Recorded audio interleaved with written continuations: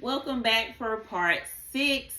So, yes, if you have not noticed by the title already, I'm going to be going over the Diddy case and the Diddy trial. I did start from the beginning, so if you have not watched my previous videos, please go back and watch them and then follow me to stay updated on what's going on with this case. Don't forget to engage from the bottom up, and let's get into it. So, my previous video, I was explaining the trial jury, what's going on in the trial right now, what the prosecution is doing, what the defense is doing, blase. So, but let's get into the charges that he is actually being charged with. So, first one is racketeering conspiracy. Count 1, racketeering conspiracy. So, racketeering is participating in illegal activity and disguising it as legitimate business.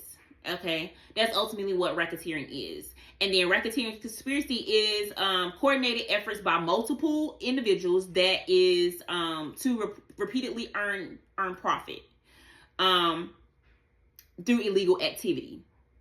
But and then the illegal activity is it's a lot in the RICO, but it could be like money laundering, bribery, kidnapping, extortion, threats, violence, murder, witness tampering, murder for hire, human trafficking, drug trafficking. The list goes on with RICO charges. Okay, and so basically, I guess they're trying to say that Diddy participated in illegal activity and funneled it through Comb Enterprises and disguised it as business, legit business. And so I think that's where the RICO comes into play. And like I said, and there's multiple things under the RICO umbrella. Now, I want you guys to remember this because all of this is going to come into play when I start to go through like the trial. I start to go through the indictment and, all of the information. All of this stuff is going to be relevant. RICO is the acronym for Racketeer Influenced and Corrupt Organization Act, which is basically the federal government accusing an individual or someone who's associated with or employed with an enterprise or business.